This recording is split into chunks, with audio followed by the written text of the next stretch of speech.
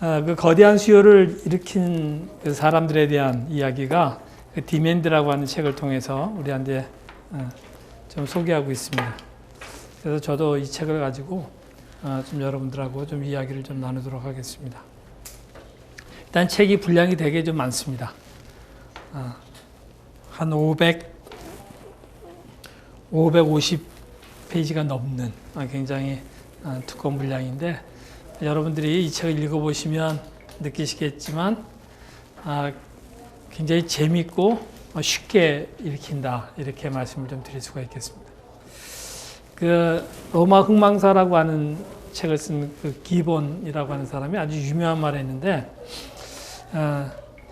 어려운 것을 어렵게 얘기하는 건 되게 쉽다 그래요.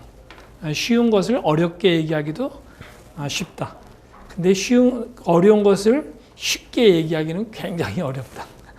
약간 말의 그 궤변 같은 그런 건데, 통상 이제 경영학 책들이 되게 좀 어렵죠. 그리고 이분도 아주 세계 경영계 아주 큰 인물 중에 한 분인데, 특별히 사례들을 전문가답게 쓰려면 얼마나 많은 도표와 자료와 여러 가지 이론과 이런 것들을 덧붙이겠습니까? 그런데 이분은 온몸으로 부딪혀가지고 아주 상세하게 그렇게 적고 있기 때문에 여러분들이 읽으면 마치 이렇게 눈에서 이렇게 읽혀지는 듯한 그런 느낌을 받을 수 있을 정도로 아주 상세하게, 그리고 정말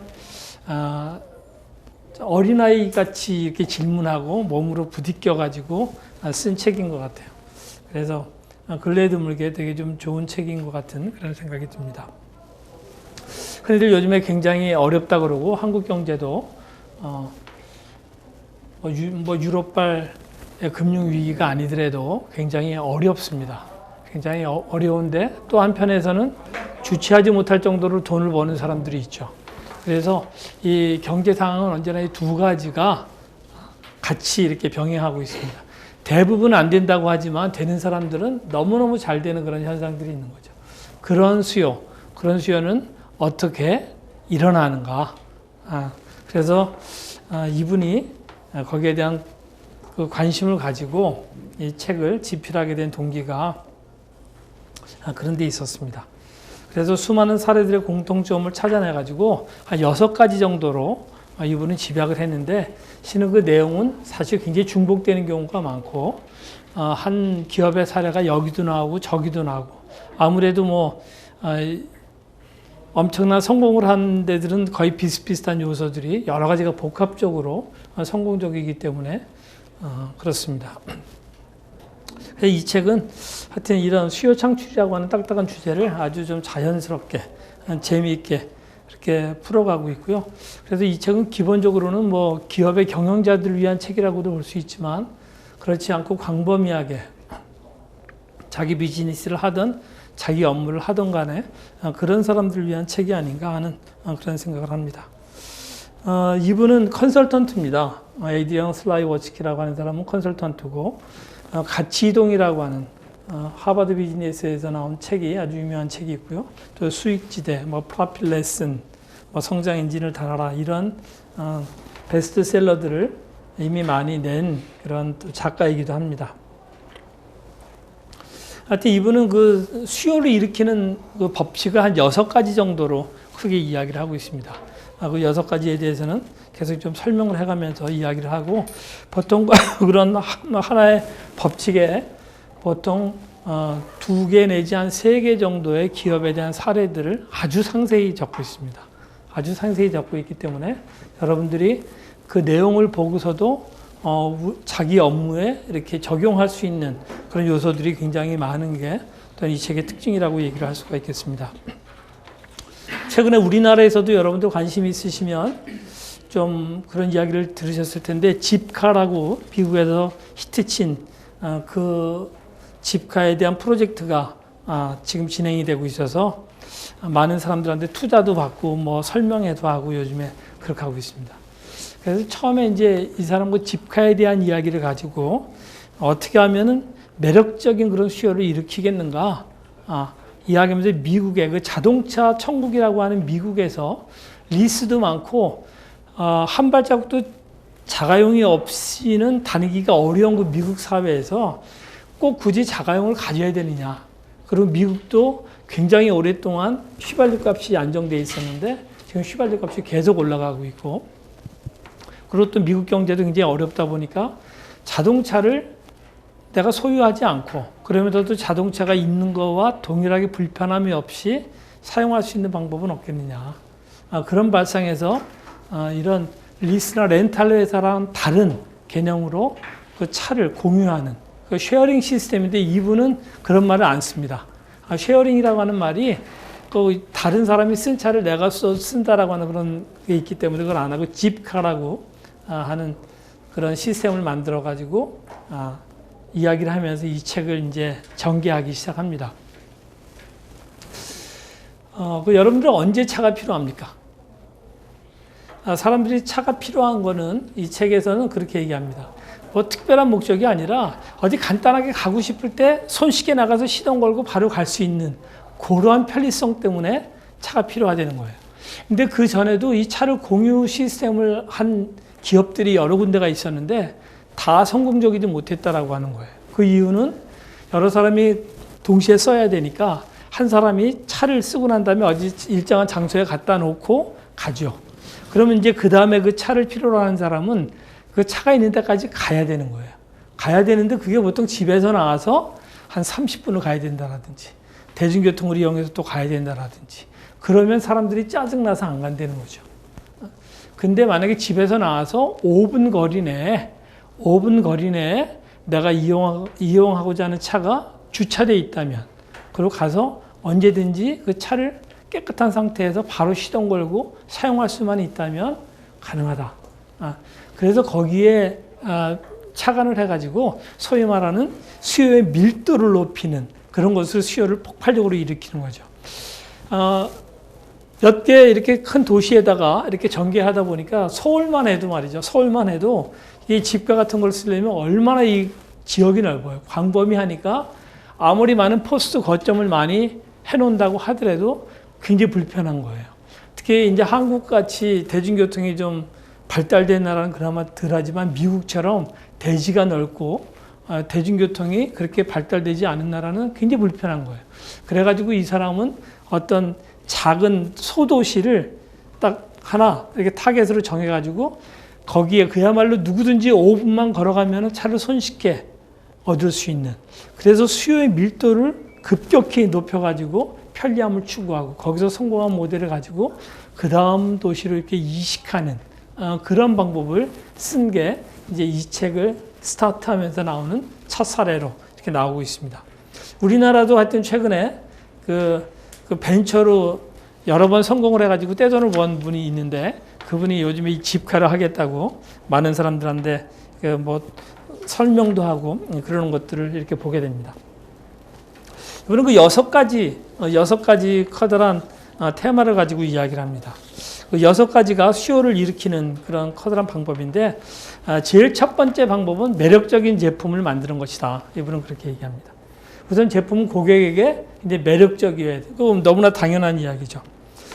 제품의 성능이나 기능이 아무리 좋아도 사용하기 어렵거나 아니면 고객이 접근하기 힘들다고 한다면, 그래서 고객이 매력을 못 느끼고 필요성을 못 느끼게 된다면 성공하기 어렵다. 그런 이야기를 합니다. 그래서 집카의 예를 들어서 고객이 편리하게 만드는 것, 누구나가 다 생각할 수 있는, 내가 차를 사지 않고서도 언제든지 새 차를 살 수 있고, 또 내가 평상시에는 2명만 탈 수 있는 작은 차면 족하지만 가족들하고 놀러 갈 때는 큰 차가 필요하고, 모처럼 집안에 일이 있어서 어머니 모시고 또 일가 친척들 모아서 가려면 적어도 본고가 있어야 되는데 그때 본고를 뭐 렌탈을 하든지 그래야 되는데 그러지 않고 여기는 연락만 하면 내가 필요로 하는 차를 언제든지 구입할 수 있다라고 하는, 그래서 이용할 수 있다라고 하는 그런 편리성. 그러니까 아무리 상품 매력이 있어도 고객이 접근하기 편해야 되고 사용하기 편해야 된다라고 하는 그런 매력 있는 상품을 만들어야 된다, 이렇게 이야기를 합니다. 그래서 이런 거대한 수요를 일으키는 사람들은 그 매력적인 상품이라고 하는 것은 아주 기능적으로 기술적으로 탁월한 제품을 이야기하는 것이 아니다라고 하는 거예요. 그건 그거는 이제 나중에 이제 또 이제 다른 차원에서 이야기를 하지만 아주 좋은 제품하고는 다르다. 하지만 그 고객들의 입에서 저 제품을 사용하니까 너무너무 편하고 좋아요 라고 하는 말이 나오게 만들면 된다라고 하는 그런 이야기입니다. 그래서 경쟁사들이 따라올 수 없을 만큼의 그런 탁월한 제품을 만드는 그런 이야기들을 하고 있습니다. 그러면서 또 하나의 예로 그 웨그먼스라고 하는 그 식료품점의 이야기를 합니다. 이 웨그먼스라고 하는 회사는 굉장히 오래된 식품점이에요. 근데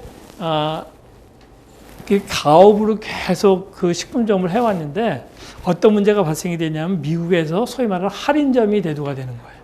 월마트라든지 K마트라든지 이런 거대한 할인점들이 이 시장을 석권하면서 유통 시스템이 이런 백화점이나 이런 시스템에서 할인점 시스템으로 거대한 이렇게 이동을 하면서 이 할인점만 갖고 경쟁하다가 시장이 풀로 차니까 그다음에 식품 시장으로 뛰어들기 시작했어요.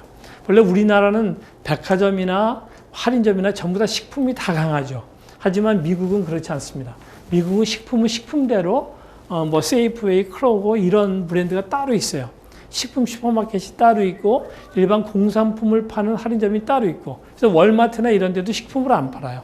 식품을 안 팔고 하는데 우리나라나 일본은 식품이 기본적으로 고객을 집계하는 요소가 있기 때문에 우리나라는 유통업체들이 전부 다 식품을 취급하지 않으면 고객을 끌어모을 수가 없기 때문에 식품을 굉장히 강화시키지만 미국은 그렇지 않아요. 그래서 이 월마트가 생각하다가 이거 식품을 해야 되겠구나. 그래가지고 뭐 샘스클럽 이런 식으로 이제 식품을 만들어서 소위 말하는 슈퍼마켓을 아주 대형화한 슈퍼센터라고 하는 것을 만들기 시작하는 때에 이 식품점하고 딱 맞닥뜨리게 된 거예요. 여태까지는 오래됐고 고객들로 하여금 단골도 있고 그래가지고 장사를 잘했는데 이제는 세계 탑 기업 아닙니까? 월마트는 세계에서 제일 큰 기업이 월마트거든요. 자산이나 매출 총액으로 전 업종을 통틀어서 세계 랭킹 1위인데 그런 회사들이 대형 식품점을 딱 만들기 시작한 거예요. 그러니까 이 웨그먼스라고 하는 회사가 그럼 이걸 어떻게 경쟁할 거냐. 그래서 그 웨그먼스의 이 회사를 키운 사람이 학생이었을 때, 자기 가업을 하면서 학생이었을 때 논문을 써요. 논문을 쓰면서 이게 유통시장을 보니까 앞으로 이런 시장이 대두가 될 텐데 우리는 그때 어떻게 살아남으면 되겠느냐 해가지고서는 논문을 써가지고 굉장히 좋은 평가를 받은 논문을 써요. 근데 그건 논문이고 실질적으로 딱 그런 상황이 맞닥뜨리게 되니까 이거 어떻게 살아남아야 되느냐라고 하는 문제가 굉장히 중요한 골칫거리로 대두가 되기 시작한 거죠. 최근에 우리나라에서도 알려졌는데 일본의 어느 슈퍼마켓인데 제가 그 스크랩을 해놨는데 어디다 놨는지 찾을 수가 없어서 이름이 잘 기억이 안 나는데 일본의 한 슈퍼마켓이 요즘에 아주 굉장히 맹위를 떨치고 있다 그래요. 작은 식품점이에요, 이것도. 근데 자기네 가게 앞에 그 저스코라고 하는 여러분도 혹시 다이에이, 뭐 이토요카도, 자스코 뭐 이런 이야기 이렇게 들어보셨죠? 세이유. 우리나라로 말하면 이마트와 백화점을 합한 것 같은 우리나라에는 없는 업체예요. GMS라고 그러고 뭐 대형 양판점이라고 이야기하는데 셀프 서비스를 중심으로 해서 되게 싸게 팔아요. 싸게 팔고 굉장히 고회전에 그러면서 규모가 엄청나게 커요. 일본은 그 업체가 가장 큰 업체였었어요. 근데 그 중에 랭킹 한 4위 정도 되는 저스코라고 하는 회사가 바로 자기 건물 앞에 그게 이제 들어선 거예요. 그 사람들이 다 저 회사 망하겠다. 그런데 웬걸 더 쌩쌩 더 잘 되는 거예요. 그러니까 이 사장님이 처음에는 이거 어떻게 하나. 그러니까 이제 거기 딱 들어서면서 일부 상품을 세일을 엄청나게 해야 되는 거예요. 그래서 처음에는 같이 세일을 했어요. 같이 세일을 하니까 이게 이래서는 될 일이 아닌 거예요. 도대체 그 거대 자본과 질 좋은 시스템을 가진 데랑 경쟁이 안 되니까 생각을 하다가 연구를 많이 하기 시작한 거죠. 저스코. 쟤네들이라고 뭐 약점이 없겠냐. 그래서 생각을 하다 보니까 거대 기업만이 가질 수 있는 그런 약점. 대량 구매를 해야 되고 또 중간에 물류 센터를 거쳐야 되고 그러면서 또 식품이니까 냉동 체인으로 또 물류를 해야 되고 또 가격 인하를 하나 하려면 결제를 받아야 되고 그래서 전체 이익 구조를 따져서 일부 품목을 해야 되고 이런 여러 가지 그런 문제들이 있어서 이분이 생각할 때 이게 식품은 선도가 제일 중요한데 저기는 아무래도 대량 구매하고 뭐 산지에서 입도 선매를 하더라도 끌어모아서 집화장소로 가서 1차 가공을 하든 뭐 하든 이 일련의 과정이 선도를 유지하기가 어렵겠다 하는 그런 생각을 해가지고 이 사장님이 나는 오늘 뽑은 거를 오늘 판다. 그래가지고 5시간 만에 산지에서 나온 거를 최소한 5시간 만에 나는 팔겠다라고 하는 그 전략을 세우는 거죠. 그래가지고 새벽 4시부터 일어나가지고 물건을 수배해가지고 아침 문 열 때 깔기 시작한 거예요. 그렇게 하고 그쪽에서 세일하는 품목을 기다려서 같이 하는 것이 아니라 자기는 사장이기 때문에 언제라도 세일할 수 있다. 언제라도. 그래도 움직임에 따라 팔림새에 따라서 바로바로 세일하고 이러다 보니까 선도 좋죠. 뭐 이런 것들 때문에 고객들이 계속 거기를 더 찾을 수밖에 없는 그런 구조인데 이 웨그먼스도 비슷한 일을 한 거예요. 그래서 웨그먼스도 이게 작은 공간은 아니었어요. 굉장히 큰 공간이었는데 이런 뭐 슈퍼센터보다는 훨씬 작은 거죠. 하지만 여기도 압도적으로 큰 데였는데 이 웨그먼스에서 내건 전략이 뭐냐면 카테고리 킬러라고 하는 그 업체를 지향해요. 카테고리 킬러는 뭐냐면 전문 할인점이라고 하는 이야기입니다. 그러니까 말 그대로 내가 어떤 카테고리에서는 내가 킬러 된다. 내가 아주 죽여준다. 끝내준다. 이런 뜻이에요. 적어도 딴 거 몰라도 요 업종, 요 분야에서는 내가 최고다. 그런 거 있죠. 여러분들 그 토이즈알라스라고 하는 브랜드 아시죠? 장난감, 왕구. 우리나라에서는 지금 맹위를 많이 떨치지 못하고 있는데요. 우리나라에는 롯데가 이제 들어와가지고 생각보다 그렇게 폭발적이지 못한데 토이즈알라스 이런 것들이 아주 가장 유명한 카테고리 킬러예요. 근데 이 웨그먼스라고 하는 식품점이 카테고리 킬러를 딱 지향하면서 어떠한 품목에 있어서는 압도적으로 제품을 많이 갖고 가는 거예요. 다양하게. 원하는 모든 것들을 줄 수 있는 그런 체제로 갖고 가는 거죠. 그래서 고객들을 분석하고 지역을 분석해서 그 사람들한테 필요한 거, 샌드위치 그러면 할인점이나 이런 데 가면 천편일률적인 샌드위치가 그대로 있어요. 몇 가지. 근데 우리는 그거에 5배 내지는 10배. 소스류를 사람들이 좋아한다 그러면 소스의 종류를 압도적으로 많이 하는 그런 방법을 써가지고 그런 대형 점포들과 견주어서 이기는. 그래서 지금도 이 웨그먼스에 대해서 미국의 많은 도시들이 제발 우리 도시에 와서 좀 오픈을 해달라. 이런 얘기를 많이 한다 그래요. 근데 이런 고객들로 하여금 저기 가면은 늘 풍부한 새로운 것들을 우리가 느낄 수 있다라고 하는 것들을 아주 강력하게 각인시켜 준 거죠. 그러니까 대형 점포가 가지는 천편일률적이 어디나 가나 다 똑같은. 심지어는 월마트 같은 데는 진열 방식도 다 똑같죠. 가면 딱 들어가면 왼쪽에 뭐가 있고 오른쪽에 뭐가 있고. 그래야지만 누구든지 다 편하게 하기 위해서 그리고 시스템적으로 운영하기 위해서 그렇게 동일하게 하지만 이런 개별 점포들은 그런 것이 아니라 고객들한테 가장 편리한 방법으로 고객들이 찾고자 하는 모든 것들은 그리고 고객들이 와서 이거 없어요? 그러면 없으면 바로 즉각적으로 지구상 어디서라도 소싱해가지고 갖다 준다라고 하는 이런 것들을 했다라고 하는 거예요. 그래서 그런 기업들이 이 험악한 경쟁이 심한 데서도 끊임없이 수요를 창출하고 고객들로 하여금 거기를 애용할 수 있게 만드는 그런 곳으로 만들었다. 이렇게 이야기를 하고 있습니다. 근데 두 번째는 고객의 고충 지도를 찾아내는 것. 그러니까 우리가 불편한 거 있잖아요. 이거 불편한데. 그건 너무 사실 상식적인 이야기이기도 합니다. 이거 불편한 거를 해소해 주면은 거기에 엄청난 수요가 있는 거죠. 고객이 아주 짜증나는 거, 할 때마다 신경질 나는 거, 그런 거를 고쳐주는, 그런 것들을 대체해 주는 제품이나 서비스를 제공하는 거. 필요해서 쓰긴 하는데 꼭 뭔가 이렇게 쓸 때마다 좀 아쉬운 것들 있잖아요. 그런 기능, 그런 디자인이 있으면 그걸 기필코 개선해서 고객들한테 줬을 때 거기에서 수요가 폭발적으로 일어난다라고 합니다. 이건 사실 상식적인 이야기죠. 이거는 사실 공공부문에서도 되게 많아요. 여러분들 어떻게 생각할지 몰라도 한국 사람들은 뭐 줄 안 쓴다. 요번에 엑스포가 줄 때문에 지금 난리잖아요. 예약제 했다가 예약제 하니까 줄 쓴 사람들이 짜증내가지고 막 큰 소리 쳐가지고 예약제 없으니까 막 심지어는 7시간을 줄 서서 기다려서 가야 되고. 저도 그 대전 엑스포 때 갔을 때 이제 그런 것들을 좀 느낀 적이 있는데, 그럼 한국 사람들이 줄을 안 서는 민족이냐, 질서가 없는 민족이냐, 전 그렇지 않다고 생각을 해요. 여러분들 요즘에 고속버스 타고 가다가 휴게소에 딱 내리면 어떻게 하죠? 이렇게 화장실 딱 들어가려면 여자 화장실 같은 경우는 라인 하나가 딱 그려져 있죠. 라인에 서 있으면 누구든지 화장실에서 나오면 그 안에 들어가면 돼요. 그전에는 어떻게 했냐면 누구나가 다 들어갑니다. 그럼 나는 화장실이 급해 죽겠는데 그 안에 사람이 들어가 있어요. 노크예요. 안에서 똑똑해요. 그럼 기다려야 돼요.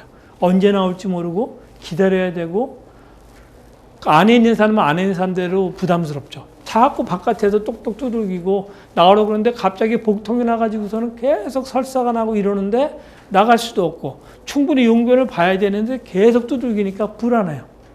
그런 것들을 해소한 게 라인 하나 딱 거는 거예요. 그럼 거기 있으면 누구든지 용변 보고 나오면 그 자리로 들어가면 돼요. 근데 예전에는 그 라인 하나를 거놓지 않아가지고 불편하죠. 여러분들, 이건 책에 있는 얘기는 아닙니다. 여러분들 은행 가면요, 요즘에 뭐 하죠? 은행 가면 제일 먼저 하는 게 뭡니까? 번호표 뽑는 거잖아요. 그 번호표가 나온 지가 얼마 안 됐어요. 한 10년? 그 정도밖에 안 됐어요. 그전에는 뭐가 있었나요? 번호표가 없었잖아요. 그러니까 저 같은 경우는 은행 가려면 전 좀 키가 큰 편이니까 바깥에서 이렇게 봐요. 어느 줄이 제일 짧은지.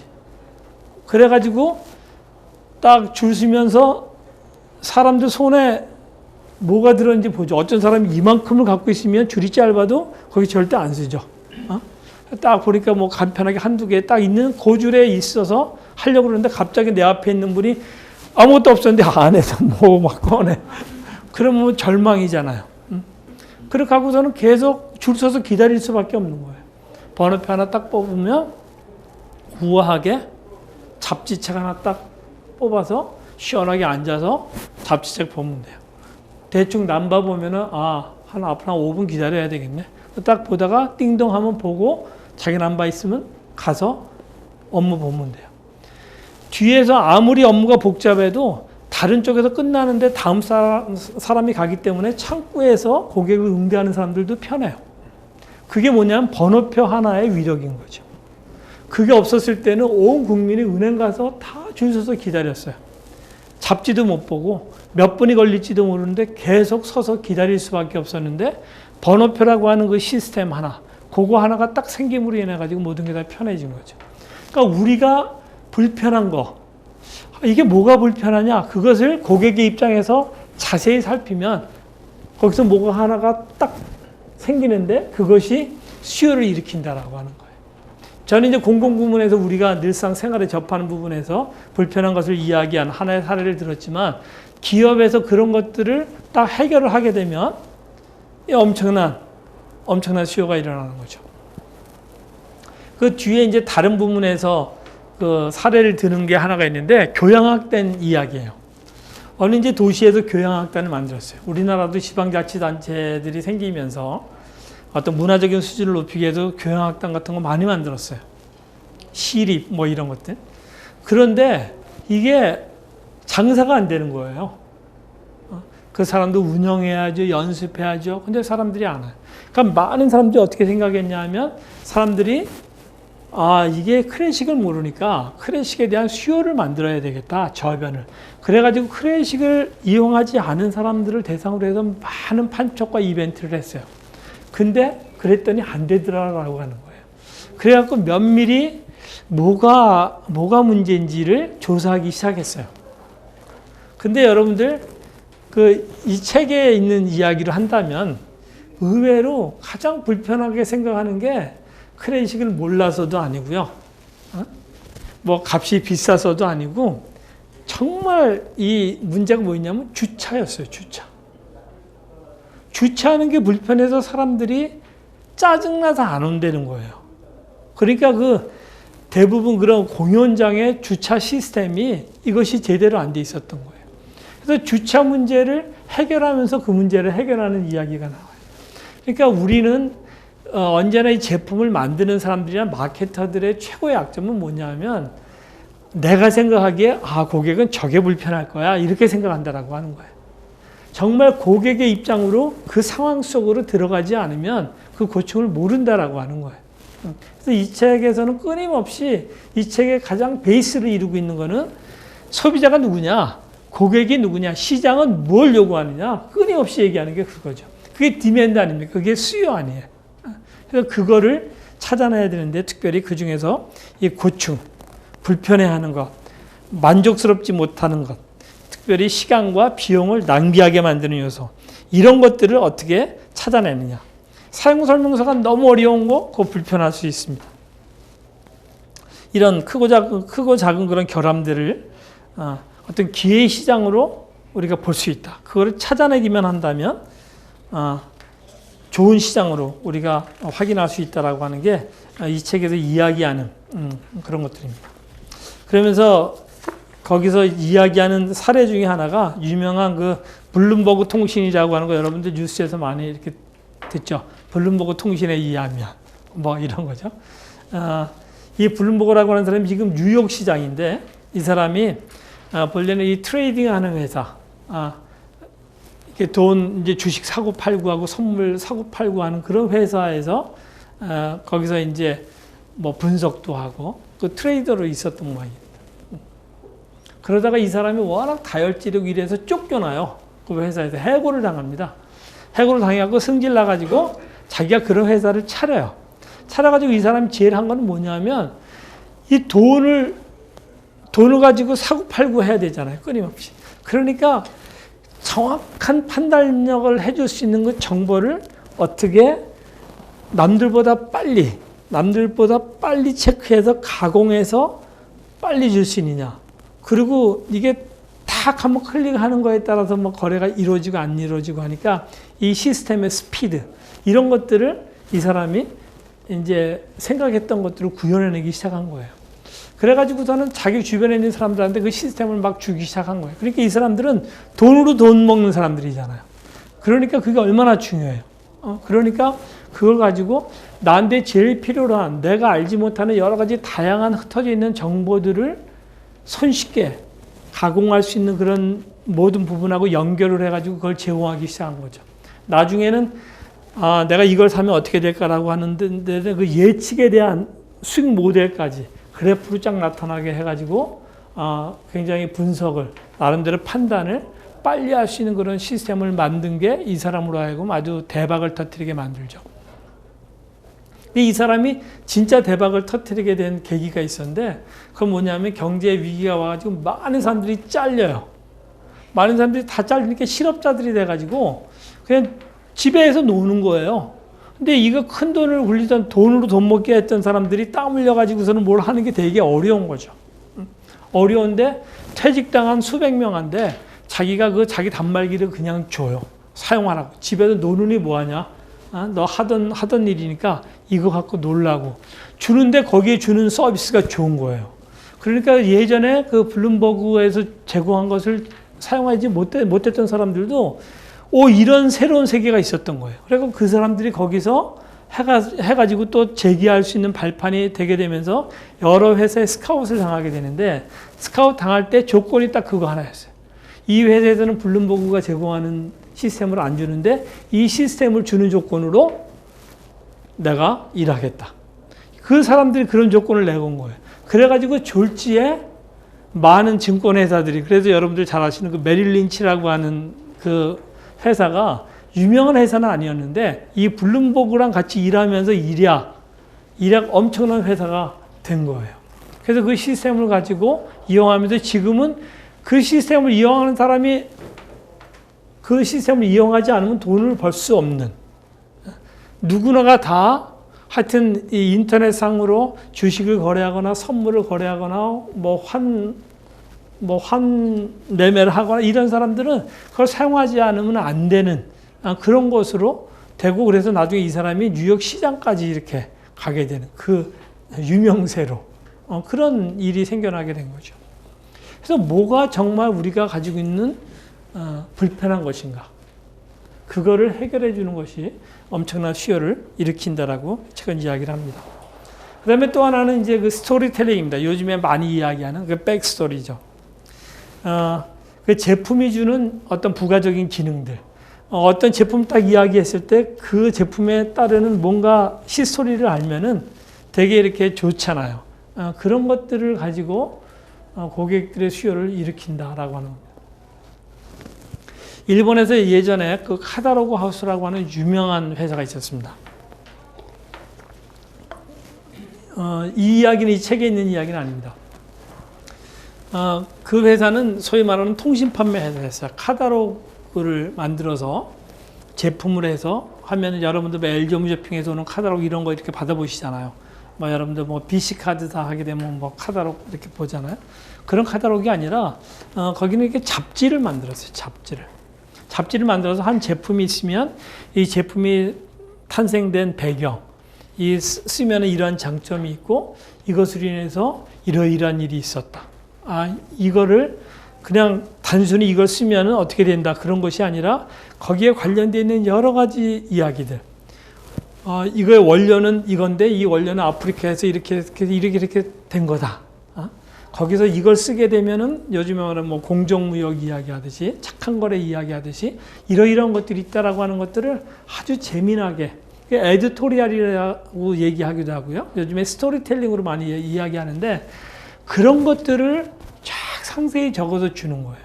그래서 사람들이 제품을 딱 살 때 그냥 제품의 기능이나 제품이 가지고 있는 그런 품질 그것만 사는 것이 아니라 그 제품이 가지고 있는 히스토리와 그 제품이 가지고 있는 여러 가지 이야기들을 동시에 샀을 때 그 만족감이 상당히 있고 이해도가 되게 높아진다라고 하는 거죠. 그래가지고 이 백스토리, 이 배경 스토리를 창조하는 것이 굉장히 중요하다. 그래서 우리가 보지 못하는 이런 요소들, 이것 때문에 제품이 흥할 수도 있고 망할 수도 있는데 그 제품의 이런 히스토리, 그 여러분들 말이죠. 요즘에 뭐 스마트폰 유명하지만 애플 거를 쓰는 사람들 중에 상당수 많은 사람들이 그런 이야기를 해요. 그러니까 스티브 잡스의 남들이 생각하지 못했던 그 길을 처음에 간 것이 좋다는 거예요.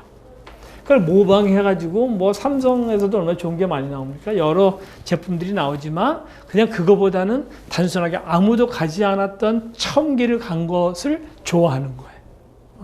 그런 것들이 그런 배경 스토리인 거죠. 삼성에서 뭐 삼성 얘기가 나왔으니까 뭐 가족사 문제 때문에 복잡하지 않습니까? 왜 그런 것들이 기업에 타격을 줍니까? 그런 것들을 알게 되면 그 기업에 감춰졌던 그러한 배경 스토리를 알게 되므로 기분 나쁜 거예요.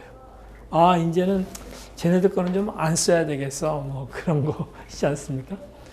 요번에 뭐 박근혜 그 의원을 가지고 박지원 민주당 원내대표가 아주 자기 저격수로 자처를 했잖아요. 그러면서 계속 박정희 시대에 암울했던 것들을 자꾸 끄집어내잖아요. 그런데 실은 젊은 세대들은 박정희 대통령은 우리나라 경제를 발전시키는 아주 위대한 인물 이렇게 생각하고 있는데 그분이 그때 그랬었나? 몰랐잖아요. 그 시대를 살았던 뭐 지금 40대 한 뭐 후반 이후의 사람들만 알지 그 전에 사람들은 모르잖아요. 모르는데 그런 그 개발 독재 시대 때 그 암울했던 우리나라의 그 자화상 같은 것들을 자꾸 들춰내는 거예요. 그때 퍼스트 레이디 역할을 하지 않았냐 뭐 이래가면서 말이죠. 뭐 했겠어요. 결혼도 안 한 20대 딸인데. 그 유경수 여사 돌아가신 것 때문에 근데 옆에서 무슨 행사 나가는데 이 퍼스트 레이디가 없으면 불편하잖아요. 그래서 그냥 있었던 것 뿐인데 무슨 의사결정이 있었겠어요. 그럼에도 불구하고 끊임없이 얘기하는 거죠. 그래서 그 배경 이야기, 뒷이야기를 가지고 자꾸 이미지를 깎게 만드는 제품도 똑같고 기업도 똑같다라고 하는 겁니다. 그래서 이런 그 배경 스토리를 가지고 이야기를 합니다. 그래서 거기서 하나 예를 드는 게 테트라팩이라고 하는 여러분들이 이렇게 뭐 매일 우유 같은 데 보면은 이렇게 종이팩으로 되어 있는데 그것 쓰면 굉장히 오래 가는 거 있잖아요. 거기에 우유를 담으면 1년간 선도가 유지된다. 그래서 유럽에서는 실은 냉장고를 그렇게 많이 안 쓴다 그래요. 저도 이 책 보고 처음 알았는데 미국 사람들은 냉장고 문화는 미국 문화라 그래요. 그러니까 미국 사람들은 냉장고를 갖다 놓고 거기다가 다 갖다 넣는 거예요. 그러면 그 온도가 알아서 유지시켜 주겠지. 근데 유럽 사람들은 그건 못 믿는다. 냉장고 어떻게 믿냐. 그 대신에 냉장고에 넣지 않아도 오래 보관할 수 있는 팩을 만든 게 그게 테트라팩인 거예요. 그래서 처음에 이제 미국 학생이 유럽에 유학을 가서 친구 집에 놀러 갔는데 깜짝 놀란 거예요. 갔더니 뭐 유제품이고 뭐고 소스고 뭐고 다 그냥 실온 상태에서 보관하고 있는 거예요. 야, 이거 어떻게 먹냐? 상하는데. 이게 왜 상하냐 말이죠. 절대 안 상한다. 근데 미국에는 그런 문화가 없었던 거예요. 근데 유럽에는 있었고. 그러니까 이제 그런 이야기들을 이렇게 이야기하면서 그런 테트라백을 개발하게 된 그런 이야기들을 쭉 적고 있습니다. 그러면 이 팩이 그런 중요한 팩이구나. 그걸 알게 되는 거죠. 그 다음에 또 하나 이야기를 하고 있는데, 그건 이제 방아쇠라고, 트리거라고 하는 이야기를 씁니다. 어떤 결정적인 뭔가가 있어야지만 수요를 폭발적으로 일으킨다. 이렇게 이야기를 하고 있죠. 수요를 일으키는데 여러 가지 장애가 있지만 대부분 소비자들이 그냥 무관심할 수 있고 또 의심할 수 있고 습관적으로 처음 보는 제품에 대해서 손이 안 가는 그런 것들도 있을 수 있다라고 하는데, 이 저자는 그때 결정적인 한 방, 빵 때려가지고 이렇게 사람들을 확 끌어모으는 그런 것들이 중요하다 이렇게 이야기를 합니다. 그래서 이 방아쇠가 있어야지만 사람들로 하여금 행동하게 만들고, 저희가 어떻게 될까 이렇게 방관자들, 구경꾼들이 있는데 구경꾼들로 하여금 적극적인 이런 구매자 또는 유저로 이렇게 전환시킨다 이렇게 이야기를 하고 있습니다. 그래서 이제 그 여러 가지 예를 왜 들었는데요. 그 중에 하나가 그 넷플릭스라고 하는, 우리나라로 말하면 그 비디오 가게예요. DVD 비디오 가게 이야기를 하고 있습니다. 이 넷플릭스라고 하는 것들을 만든 사람의 얘기가 되게 재밌어요. 그 책은 아예 책 제일 서문에 이렇게 좀 나오고 나중에 또 이렇게 나오는데, 올해 이렇게 집을 정리하다 보니까 DVD 하나가 툭 떨어지더래요. 보니까. 그래 이 블랙버스터 영화라 자기가 이제 구입해서 보고 어떤 왔는데 찾지를 못해고 반납을 못한 거예요. 근데 딱 보니까 이미 6주가 지난 거예요. 6주가. 그래서 딱 계산해 보니까 벌금만 한 $40가 넘는 거예요. 그러니까 이걸 $40를 벌금을 내려니 막 억울해 죽겠는 거예요. 그리고 또 마누라가 알면 또 자기한테 정신이 있냐 없냐 욕도 먹을 것 같고. 그래갖고 이거 짜증나 있는 차에 이제 헬스클럽을 가게 됐는데, 헬스클럽을 가다가 딱 생각이 나는 거예요. 이거 이상하다. 아니 헬스클럽은 그냥 입회비만 내면 내가 가고 싶으면 가고 말고 싶으면 말고 그러면 되는데, 왜 이 DVD는 꼭 가서 해야 되고 며칠 기간 동안에 반납해야 되고 반납 못하면 벌금 내야 되고 이러느냐. 이것도 이 헬스클럽식으로 바꾸면 되지 않을까. 바꾸면서 이것도 입회비 같은 거를 내고, 그 다음에 좀 몇 번 더 보고 싶으면 몇 번 더 보고, 이러면 어떻겠느냐라고 하는 생각을 해가지고서는 이제 그런 시스템을 만들기 시작하는 거죠. 그래가지고 그 넷플릭스라고 하는 게 아주 시장을 석권하는 그런 이야기를 적고 있습니다. 근데 여기서 이제 이 사람이 또 계속 이제 개선하는 와중에 결정적으로 사람들이 넷플릭스를 이용하게 만드는 게 뭐냐 하면, 내가 어떤 영화를 보고 싶어요. 가서 보니까 없어요. 이미 딴 사람들이 빌려갔어요. 없어요. 그리고 인기 좋은 것들은 늘상 또 그래요. 며칠씩 기다려야 돼요. 언제 기다릴지도 모르고 또 나온다고 연락이 오면 또 그때 또 가야 되는데 또 시간이 안 맞을 수도 있고. 근데 넷플릭스는 언제든지 신청하면 그 다음날 배달해 준다라고 이길 배송 시스템을 만든 거예요. 어떤 거든지 원하면 다음날 배달해 준다. 여러분들 우리나라는 땅이 좁으니까 말이죠. 요즘에 이길 배송하는 것들도 많이 있지 않습니까? 예스24도 이길 배송하고. 근데 미국 같은 나라에서 2일 배송한다. 이거 보통 일이 아닌 거죠. 그래서 뭐 UPS나 뭐 페드엑스, 뭐 페덱스나 이런 것들이 미국에서 발달된 이유가 그 넓은 시장에서 2길 또는 아주 최단도로 빠른 시스템을 하기 위해서 하다 보니까 이 항공이 막 이렇게 발달될 수밖에 없는 거예요.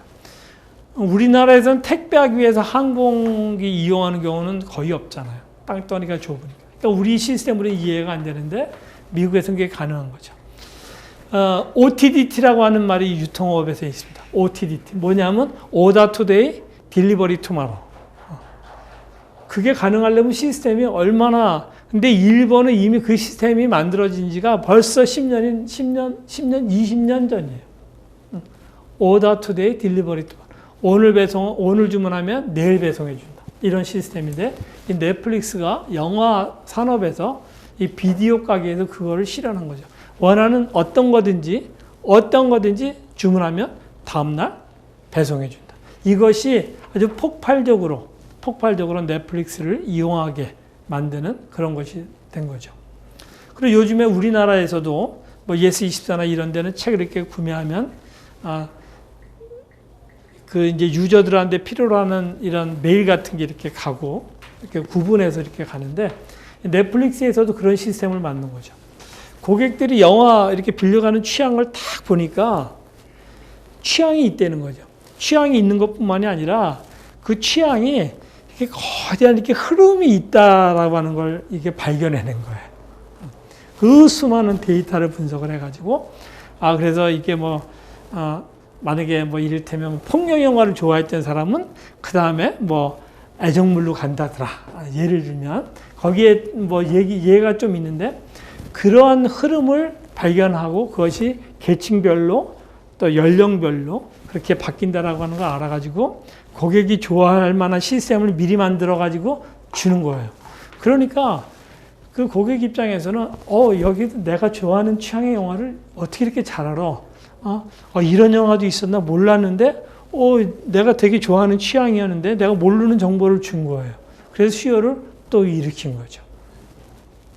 그래서 넷플릭스라고 하는 회사의 이야기를 이렇게 하고 있습니다. 근데 이제 마지막에 요즘에는 이제 스마트폰에 워낙 이런 것을 많이 보니까 도대체 이게 컨텐츠의 문제냐, 시스템의 문제냐, 이걸 어떻게 극복할 거냐, 약간의 퀘스천 비슷하게 이 책에서 또 나중에 어떻게 될지 정말 궁금하다. 근데 끊임없이 이 수요 창조자들은 끊임없이 뭔가를 이렇게 찾아내기 때문에 그 어떻게 해야 될지 정말 귀추가 주목된다 이렇게 이야기를 하고 있습니다. 결정적인 한방. 그 다음에 그 네스프레소라고 하는 기계 여러분도 혹시 아십니까? 네스프레소? 아마 그 직접 에스프레소를 만들어 먹는 그런 기계인 것 같아요. 그 네스프레소에 대한 이야기도 하면서 그걸 이제 동호인을 만드는 이야기, 그 다음에 비행기를 타면 1등석 손님들한테 바로 네스프레소를 통해서 그 자리에서 바로 커피를 내려서 요즘 드립 커피를 유명하지 않습니까? 그 아주 신선함 그대로 준다라고 하는 거죠. 그래서 거대한 이 스타벅스나 이런 에스프레소 시장이 가득한 데서 더 신선하고 더 개인적인 취향을 만족시킬 수 있는 커피 매니아들을 위한 그러한 어떤 커피 머신을 만든 이야기가 나옵니다. 그러면서 여기서의 그 방아쇠 트리거는 그런 사람들을 모아서 이게 조직화시킨, 그래서 특정한 계층이지만 그 사람들을 통해서 확산시켜 나가게 되는 그런 이야기를 적고 있습니다. 고객으로 하여금 제품을 좋아할 수 있는 어떤 기회를 주는 거죠. 대부분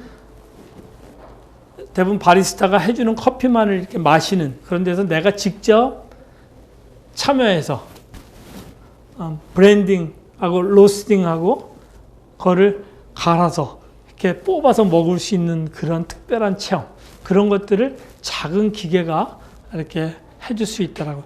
우리나라에서도 그와 비슷한 그 기계를 수입해서 판 데가 있었는데 안 됐어요, 잘. 뭐를 못 잡았냐면 이제 그 로스팅 할 때 태우는 거잖아요. 그 연기가 나오는 거예요, 연기가. 연기가 나니까 커피는 너무너무 맛있는데 막 갓볶은 커피가 얼마나 맛있겠어요. 근데 연기가 이렇게 사무실에 이렇게 차는 거죠.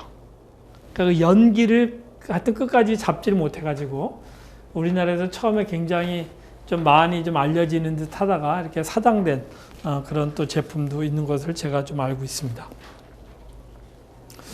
그 다음에 이제 6번째 내용으로 여기서 이제 궤도라고 하는 말을 이렇게 씁니다. 궤도는 뭐냐면 이런 거죠. 수요를 발견했어요. 그래서 뭔가 이렇게 방아쇠를 딱 당겨서 급격한 수요를 일으켰어요. 그래서 초기 런칭을 잘했어요.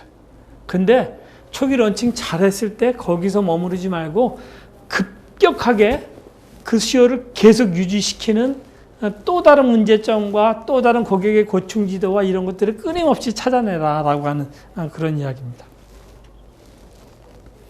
그래서 어떤 시장의 반응을 기다리고 뭐 그것이 아니라 좀 적극적으로 더 빨리 하여튼 뭐 한국 사람들의 체질에 좀 맞을 것 같아요. 만족하지 말고 빨리 계속 개선해 나가라.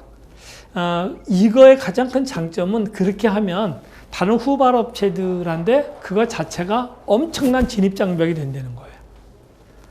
다른 업체들이 그걸 극복을 못 한다는 거예요.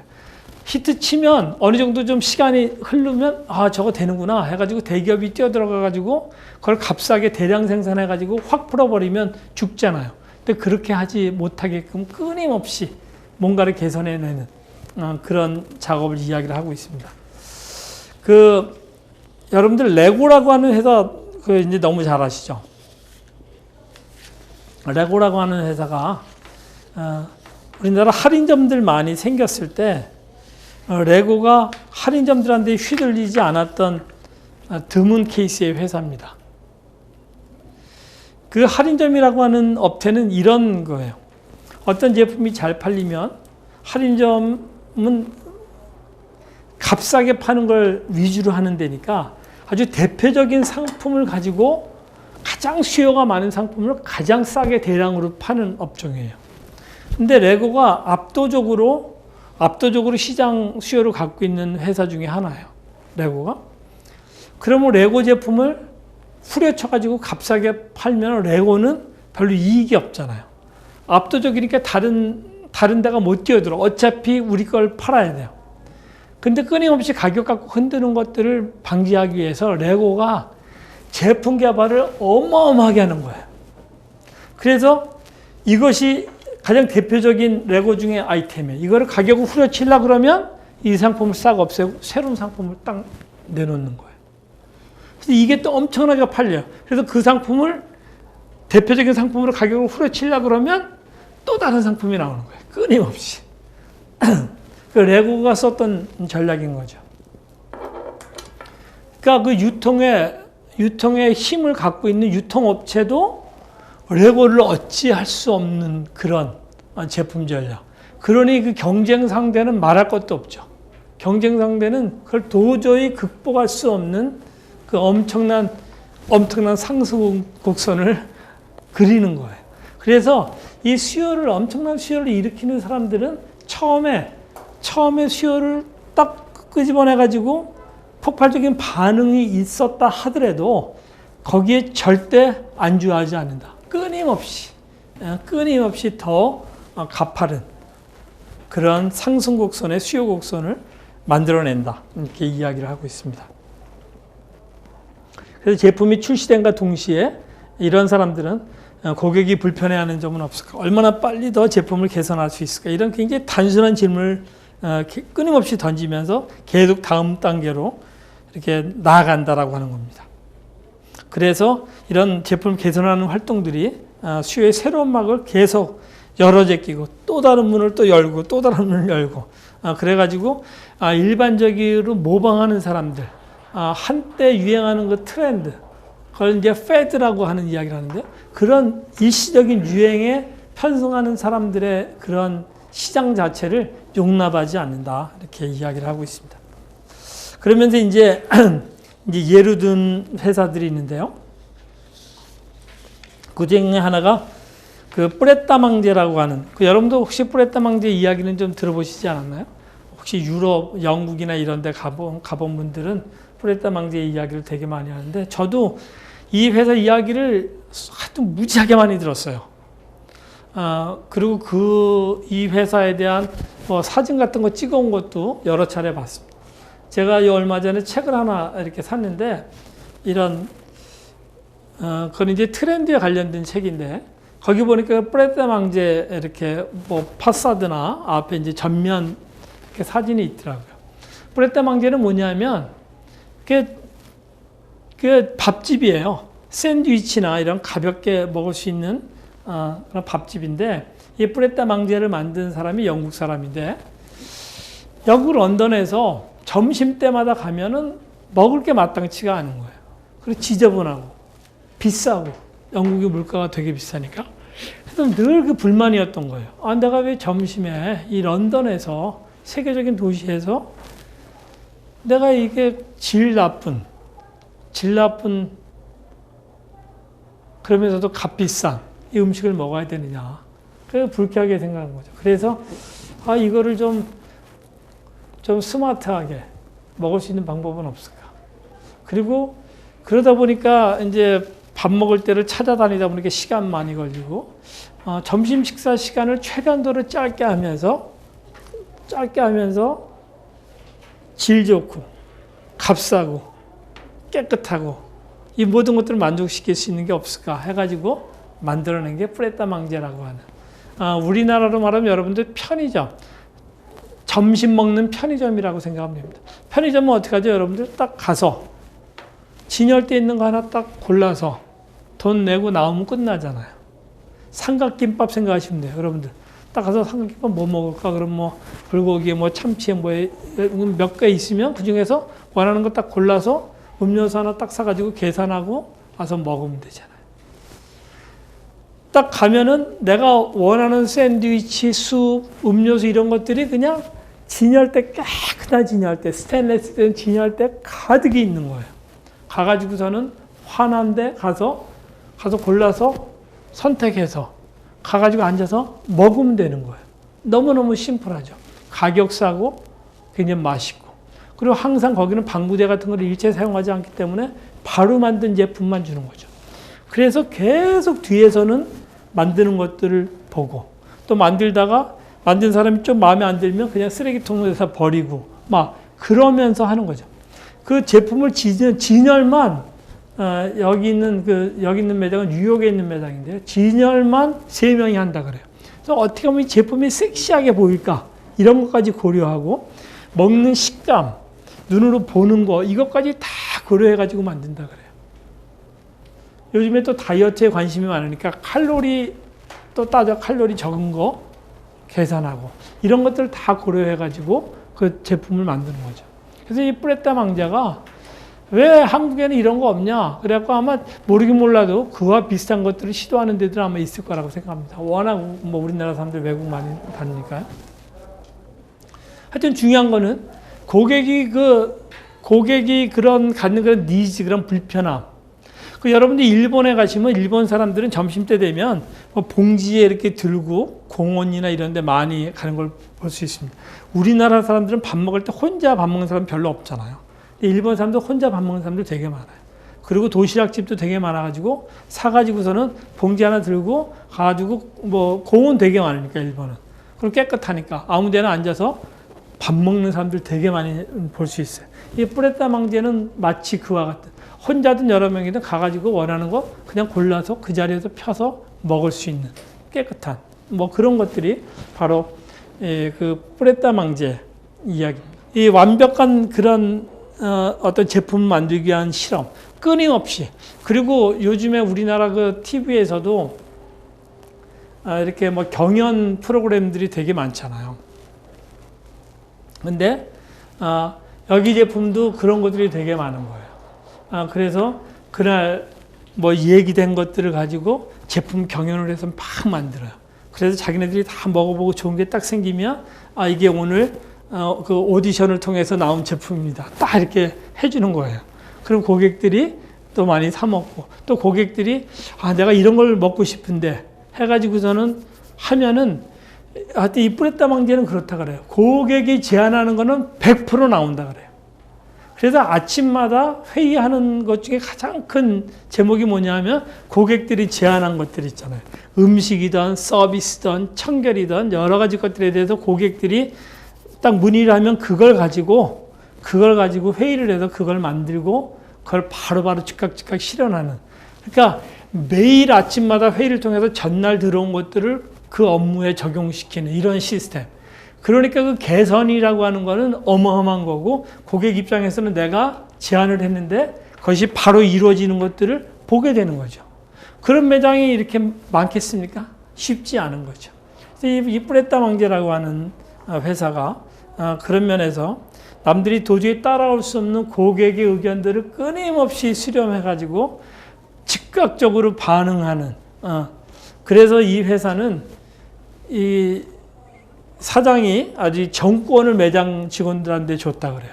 매장 직원들이 고객이 제기하는 컴플레인과 고객들이 요구하는 것들을 본인의 재량 하에서, 물론 뭐 어느 정도 범위는 있겠지만 그 돈과 시간의 범위 내에서 자기가 즉각 처리할 수 있는 그런 시스템을 만든 거죠. 언제 보고해가지고 언제 합니까? 저는 예전에 그 백화점에서 근무했었거든요. 고객이 컴플레인을 해가지고 환불을 한번 요청하면요. 환불을 요청하면은 일단은 매장 직원이 이거 처리를 못해요. 그래서 이게 왜 그러세요? 어쩌고 저쩌고 해가지고 그러다 이제 고객이 큰 소리 나면 할 수 없이 갖고 와가지고 전표를 작성을 해요. 그래가지고 갖고 오면 담당자가 사인을 해야 돼요. 그러면 또 위에 관리자가 또 사인해요. 부서장이 사인해요. 그래야지만 돼요. 그럼 이게 얼마나 몇 단계를 거치게 됩니까? 그리고 또 부서장이 없어. 그럼 또 골치 아파요. 근데 이거는 그냥 본인들이 알아서 자기 책임하에 자기가 판단하기에 이거는 우리가 잘못한 거구나. 그럼 자기가 그냥 얼마든지 고객이 원하는 대로 돈이면 돈, 서비스면 서비스, 뭐든지 원하는 대로 해줄 수 있는 그런 권한까지 줬다라고 하는 거죠. 그래서 뿌렸다 망제가 그런 런던이 가지고 있는 런던의 어떤 식사 문화가 가지고 있는 그런 취약한 점을 바로 고쳤음에도 불구하고 다른 기업들이 따라오지 못하는 그런 엄청난 고객들의 의견을 수렴하고 개선하는 것들을 실현해냈다라고 하는 거예요. 바로 그 다음날. 전날, 하여튼 아까도 얘기했지만 전날 고객이 의견 제시하면은 바로 그 다음날 그걸 처리할 수 있는 시스템을 만들었다라고 하는 거예요. 그런 것들이 아주 엄청난 그런 것들입니다. 그리고 저는 사실 이 책을 보면서 제 개인적으로는 제일 좀 인상 깊었던 사례 중에 하나인데 그 Teach for America라고 하는 teach 이제 가르치는 거죠. 그런 사례입니다. 이거는 NGO예요. NGO인데 본래는 NGO도 아니고 아무것도 아니었는데 NGO가 된 거죠. 미국의 공교육도 한국의 지금 교육 시스템 뭐 연일 뉴스에 오르내리는 것처럼 미국도 공교육이 아주 무너져가지고 난리 모양입니다. 근데 이 학생이 아주 인류대학 학생이었는데 이제 취업을 하려고 취업하는 이제 학교에 취업 담당하는 부서에 가니까 자기는 학교 선생님이 되고 싶은 거예요. 근데 보니까 엄청나게 많은 지원서가 있고 또 학교마다 요구하는 사항이 있는데 뭐 복잡하고 뭐하고 하여튼 아무도 가려고 그러지 않고 거기서 다 말리더래요. 왜 교직을 하려고 그러냐. 하지 말라 그러더래요. 근데 그런 것들을 하여튼 자기가 해가지고 보니까 여러 가지 조건에 자기가 별로 맞지도 않고 이제 그래가지고서는 자기가 자원봉사로 선생을 하는 거예요. 2년 동안. 그러면서 하면서 이거는 교육 시스템의 문제가 이거 되게 심각하다. 이런 것들을 알게 돼가지고 제안을 해요. 그래서 나 같은 사람들이 많을 텐데 2년 동안 이 자원봉사로 교사직을 원하는 사람들을 이렇게 모집을 해요. 모집을 해가지고 그 사람들한테 아주 훌륭한 선생으로서의 자질을 가르치는 거예요. 그러니까 교직에 대한 교직 과목도 이제 뭐 수료하지 않았고 중등 교사 자격증이 있는 것도 아니고 무슨 석사, 박사 학위가 있는 것도 아닌 이제 대학을 갓 졸업한 사람들이 2년 동안 자원봉사를 하는 사람들을 데리고 어떻게 하면 이 사람들이 질 좋은 교육을 할 수 있을까? 거기에만 아주 집중해가지고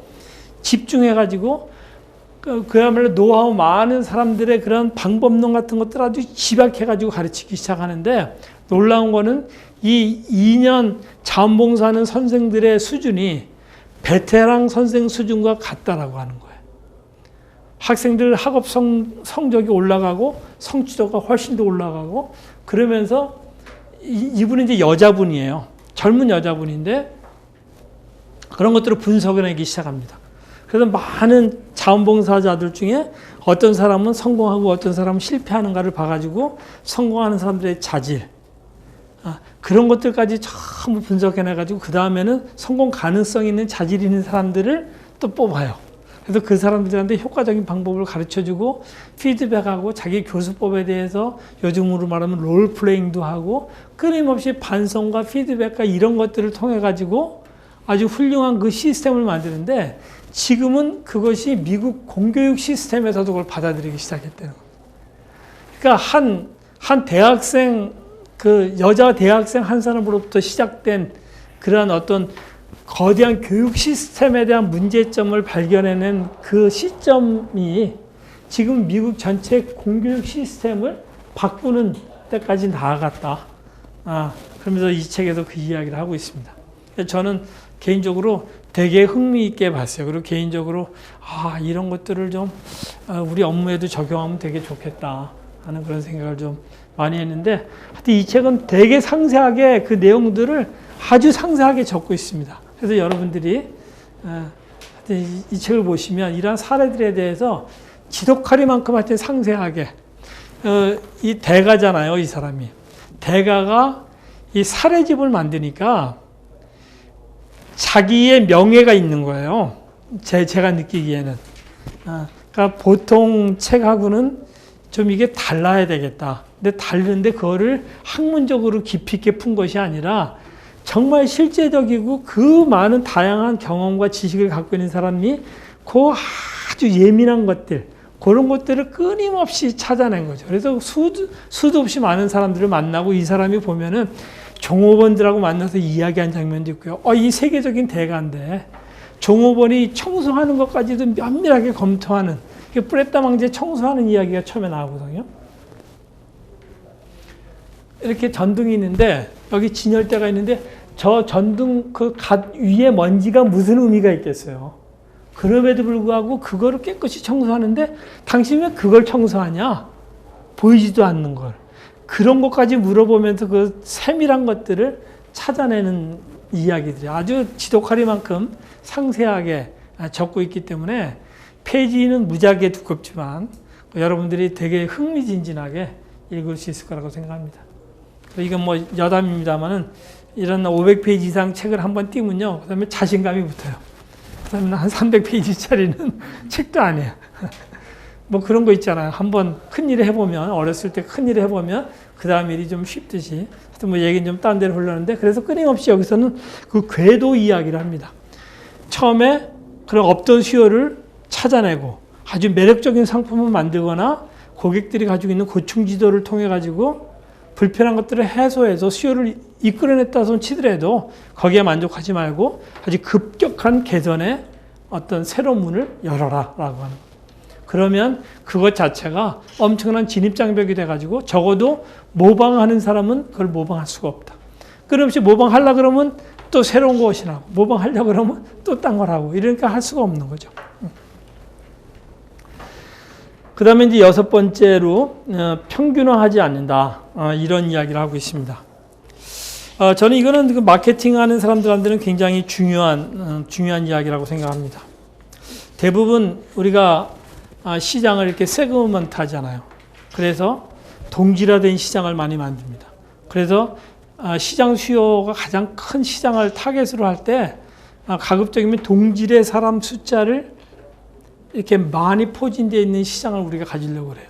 그래야지만 이 시장 수요가 크기 때문에. 근데 이 수요를 개척하는 사람들은 동질 시장에 대한 생각을 전혀 안 한다라고 하는 거예요. 아주 소소라도 개별화된 그 니즈와 원치에 대해서 적극적으로 대응한다라고 하는 그런 이야기를 합니다.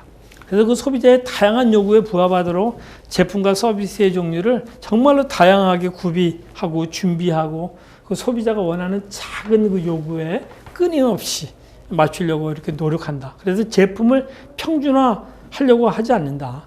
제품을 평준화하는 거는 서비스나 이런 거는 어떤 그 소위 말하는 관리의 용이성을 가져갈 수는 있지만 고객들의 개별적인 욕구에 응대하지 못한다. 근데 끊임없이 그 개별적인 욕구에 응대하다 보면 그것이 그 엄청난 수요의 어떤 촉진제가 될 수 있는 그런 요소들이 많기 때문에도 그렇다. 이 책은 그렇게 이야기를 하고 있습니다. 그리고 고객의 수요는 끊임없이 바뀐다라고 하는 거예요. 끊임없이. 여러 가지 환경적인 요인에 의해서 소득 수준에 따라서 기호에 따라서 주변 여건에 따라서 끊임없이 바뀌기 때문에 어떤 평균적인 수요, 평균적인 니즈를 가져가는 것은 위험하다. 이분은 이렇게 이야기를 합니다. 그래서 모든 상황에 맞는 만병통치약 같은 그런 제품이나 서비스는 없다. 이 사람은 아주 이렇게 단언합니다. 그래서 이 평균적인 고객이라고 하는 개념은 전혀 근거 없는 개념이다. 이 정도까지 심하게 이야기를 하죠. 그래서 고객들이 가지고 있는 서로 다른 그런 고충지도들, 그것들에 대해서 개별적으로 응대하는 게 굉장히 중요하고 그것이 언제 그걸 하냐. 그런 비용도 많이 들고 시간도 많이 들고 인력도 많이 필요로 하는데 근데 그렇게 해서 찾아지는 수요가 그 모든 노력과 시간과 비용을 상쇄하고도 남는다. 그리고 그때 우리가 예기치 못했던 평균적인 사고에서는 도저히 찾아낼 수 없는 특별한 어떤 니즈, 그거를 찾아낼 수가 있기 때문에 절대 이 평균적인 고객으로, 그래서 우리가 여태까지 마케팅에서 생각하는 세그먼트하고 타겟팅하고 그러한 어떤 집단, 그런 사고에서 좀 벗어났으면 좋겠다. 개별 고객. 그래서 이 뿌레따망제 아까 얘기도 했지만 뿌레따망제 같은 경우에는 그런 거죠. 어떤 개인이 딱 의견을 내면 어느 고객이 낸 의견을 우리는 이렇게 개선했습니다. 앞에 딱 붙인다는 거예요. 그 다음날 아침이면. 엄청난 거죠. 그리고 아까 얘기했지만 뿌레따망제에서 오디션 하는 거죠. 각 요리사들이 쭉 만든 제품 중에 그 중에 하나. 많은 게 아니라 전부 다 심혈을 기울여가지고 만약에 뭐 다이어트나 칼로리 적은 것으로 뭐 만들었는데 그 중에 하나. 그러면 우리가 오늘 이런 테마를 가지고 오디션을 해가지고 오늘 선정된 제품입니다. 이런 것들이 고객들로 하여금 우리의 고객의 요구가 이런 것들이 있어서 우리 요리사들이 아침에 경연을 했습니다. 그래서 오디션 1위 딱.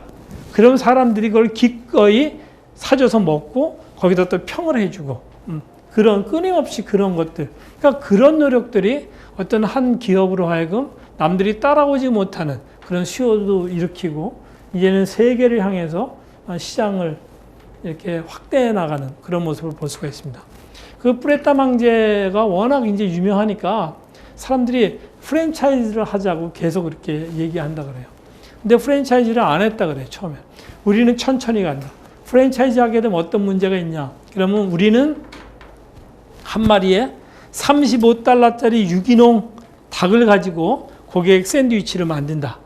그러면서 35달러짜리지만 가격이 비싸지만 안 되니까 우리한테는 적정한 가격을 붙여서 이걸 파는데 프랜차이즈를 하게 되면 그 주인이 35달러짜리 유기농 닭을 가지고 샌드위치를 만들겠냐? 5달러짜리 일반 닭을 가지고 만들겠냐? 우리 통제 바뀌다. 통제 바뀌기 때문에 우리는 그거 안 한다라고 하는 거예요. 그거 안 하고 우리 통제 가능한 범위 내에서만 우리가 하겠다. 그래서 시장이 확대될 수 있는 기회가 훨씬 더 많았음에도 불구하고 안 하는 거죠. 그거를 이제는 고객들이 아는 거예요. 맛으로도 알고 그 모든 아까 이야기한 백스토리, 그 배경 스토리를 통해서도 알고 그 모두 거기서 일한 사람들이 또 나와서 또 얘기하고 여러분들 맥도날드가 그 히트친 게 그거 아닙니까? 맥도날드 아르바이트 하니까 청소를 죽도록 시키더라. 그 아주 맥도날드 성공 얘기 아닙니까? 그러니까 수많은 학생들이 맥도날드에서 아르바이트를 했어요. 그렇게 한 다음에 와서 하는 얘기가 뭐냐면 난 맥도날드 딴 건 몰라도 깨끗한 거 하나만큼은 최고야. 식품점이 깨끗한 거 말고 뭐가 있겠어요? 내가 청소를 죽도록 했어. 태어나서 그렇게 청소해보긴 처음이야. 그냥 구석구석에 요만한 것도 용납하지 않더라, 맥도날드는. 그 아르바이트 한 사람들이 수도 없이 많은 사람들이 아르바이트 하고 난 다음에 내린 결론이 그거예요. 그런 것들이 맥도날드에 대해서 엄청난 신뢰를 주는 거죠. 본인들도 신뢰하고 그 친구들의 이야기를 들은 사람이 맥도날드가 그래? 이건 뭐 여담입니다만은 현대백화점 압구정 본점에서요, 식품 매장에 한번 이렇게 회사에서 뭔가 좀 패러다임을 좀 바꾸려고 차장을 부서장을 보낸 적이 있어요. 근데 압구정 본점의 식품부장은요, 상무가 했던 데예요. 상무가 식품부장을 했었는데 차장이 갔어요. 그러니까 그전에는 상무 밑에 이사도 있고 이사 밑에 부장, 차장 그렇지 않습니까? 직급이. 그런데 다 날려버리고 한 번도 식품 경험이 없었던 총무 쪽에서 인사교육 담당하고 특판하고 물류했었던 차장을 거길 보낸 거예요. 그러니까 회의 들어가게 되면 이 차장이 뭐 말을 못하는 거예요. 왜 그러냐면 식품에 아주 식품으로 잔뼈가 굵은 고참들이 질비하게 있잖아요. 뭔 말을 해도 내가 지식 딸려, 경험 딸려, 아는 거 없어. 그렇잖아요. 얘기해봐 100점 100패인 거예요. 그러니까 얘기도 안 하고 그래, 뭐 내가 하는 게 뭐 여태까지 노가다 뛴 것밖에 없는데 청소 열심히 한다. 그래가지고 청소만 죽도록 한 거 있죠. 근데 그거를 누가 아는 줄 압니까? 고객들이 아는 거예요. 고객들이 식품 매장이 달라진 것 같아. 진열 똑같아요. 진열 똑같은데 뭔가 달라졌어. 식품 매장이. 끊임없이 고객들이 얘기하는 거예요. 오면 뭐가 달라졌어. 이게 뭐지? 근데 나중에 안 거예요. 야, 청소를 죽도록 하는구나. 이 대부분 이제 여직원들이 스커트 입잖아요. 스커트 입으니까 이렇게 쭈그리고 앉아서 청소를 하잖아요. 그럼 쭈그리고 앉아서 청소를 얼마나 열심히 하겠어요. 전부 다 추리닝을 입힌 거예요. 추리닝을. 아침에 개점 전에 스커트 전부 벗고 추리닝을 입고 바닥에 앉아서 그냥 조그만 구석 신축 광까지 그냥 전부 낸 거예요. 그야말로 거기서 핥아도 될 정도로 깨끗하게 청소를 합니다. 나는 청소만 열심히 한다. 그랬는데요, 사상 유례없는 매출을 올리기 시작한 거예요. 차장이. 그래갖고 그 식품에서 잔뼈가 굵은 그 중역들이 아무 소리 못했다는 거 아닙니까? 근데 하여튼 이런 노력들, 뭐 얘기가 좀 약간 좀 딴 데로 흘렀는데, 하여튼 이 고객들을 평균적으로 생각하지 않는다.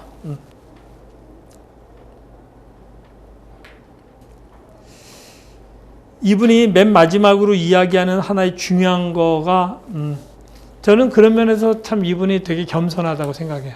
이 대가가 수요를 일으키는 것 중에 가장 중요한 게 뭔지 압니까? 이렇게 마지막에 이야기를 해요. 모든 수요를 향해서 모든 사람들이 노력한다는 거예요. 그래서 모든 기업들이 그 작은 수요들을 찾기 위해서 계속 노력하는데, 정말 거대한 큰 수요는 누가 만들어내느냐? 그거는 과학기술이 만들어낸다고 이 사람은 얘기를 해요. 옛날에 그 벨 연구소로 가는 데서 트랜지스터를 만든 게 오늘날 이 시대에 이 인터넷, 정보통신의 시대로 만들었다라고 하는 거예요. 그 트랜지스터를 만들었을 때 아무도 눈여겨보지 않았던 그 다이오드, 그거로 인해 가지고 이 세상에 개벽할 만한 일들이 벌어졌다. 그러면서 미국이 세계 시장을 제패할 때는 그런 연구소들의 기능이 활발했대요. 그리고 연구소들이 그 기업의 이익만을 위해서 단기적인 것뿐만이 아니라 기업의 이익과 상관이 없는 아주 근본적이고 기초적인 과학기술에 대한 투자를 엄청나게 했다는 거예요, 이분은. 그래서 RCA 연구소, 벨 연구소, 이번에 벨 연구소라고 하는 책이 이번에 우리나라에서 시판되더라고요.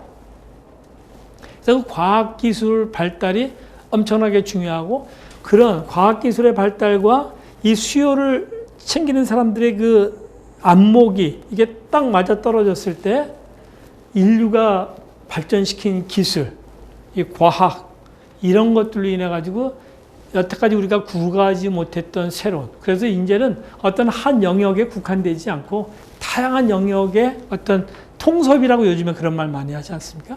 통섭. 뭐 콜라보레이션 이런 얘기만 이런 것들이 아주 복합적으로 일어나가지고 수요가 창출되는데 그것의 가장 근간은 과학기술의 발달이다. 근데 이분은 그런 아쉬움을 토로하고 있어요. 근데 지금 미국이 옛날처럼 과학기술에 대한 투자를 하지 않고 있다. 그래서 염려된다. 그렇게 이야기를 합니다. 저는 그거 보면서 우리 한국도 과학기술에 대한 투자가 좀 되게 인색한 나라 중에 하나잖아요. 그래서 이공계 기피 현상 뭐 그런 거 그런 것들도 있고 공부 잘하면 전부 의대 가야 되고 이과에서는 그리고 전부 다 뭐 로스쿨 가고 이런 것들이 좀 우리나라에도 좀 시사하는 바가 있지 않는가 하는 그런 생각을 합니다. 그러면서 이분은 맨 마지막 결론으로 맨 앞부분에 그 이야기를 하고 맨 마지막에 그 얘기를 하는데 수요를 만들어내는 사람은 거울을 본다. 이런 표현을 하고 있어요. 거울을 보는 건 뭐죠? 나 자신을 본다라고 하는 거죠. 우리의 고충 지도를 찾는 거에 가장 중요한 것이 뭐냐면 내 주변에서 무엇이 불편한지를 찾는 것. 이런 것들이 되게 중요하다고 생각합니다. 우리나라의 어떤 한 기업의 예를 잠깐 제가 좀 들겠습니다. 그 기업은 우리나라 이런 요즘으로 말하면 홈쇼핑 이런 분야에서 아주 초창기 회사였어요. 근데 처음에 회사를 딱 이렇게 만들다 보니까 직원들이 전부 다 20대, 끼케야 30대 초반 그랬어요. 근데 그때 사람들은 이 구매력이 그렇게 많은, 이 생활용품 구매력이 많은 계층이 아니에요. 그래서 처음에 우리나라 40대를 타겟으로 해가지고 아이템 소싱을 하고 막 그랬어요. 그랬는데 뭔가 이렇게 불일치가 있는 거예요. 그래서 거기 이제 사장이 이렇게 고심을 하다가 이게 뭔가 우리가 타겟에 대한 이해도가 현저히 떨어지는구나 하는 그런 생각을 했어요. 그러고 보니까 자기네 직원들이 20대인데 초등학교 자녀를 둔 사람들의 라이프 스타일을 잘 모르는 거예요. 그래가지고 그렇게 하지 말고 아이템의 수준과 그 타겟팅을 자기네 회사 직원 수준으로 끌어당겼어요. 그래서 지금 매출이 좀 적지만 이 사람들이 계속 20대 머무는 게 아니잖아요. 나이가 들면 결혼하고 좀 있으면 아이 낳고 그럼 또 생활의 규모가 커지고 거기에 맞춰서 해야 되겠다. 그래가지고 아이템에 대한 소시가 타겟팅을 다시 정리해가지고 자기네 직원들 수준으로 딱 맞췄어요. 그러니까 너무 편한 거예요. 너무 편한 거. 그러니까 딴 거 볼 거 없이 야 너가 그거 필요로 하니? 그게 회의 때마다 하는 얘기가 그거예요. 너가 필요로 하니? 너는 그 돈이면 사겠니? 그건 거예요. 그러니까 나 이거 별로 필요로 하지 않는데 그러면 채택이 안 되는 거예요. 난 저 가격이면은 그거 안 사고 딴 거 사겠는데요? 그럼 그 가격에 팔지 마. 너무 심플한 거예요.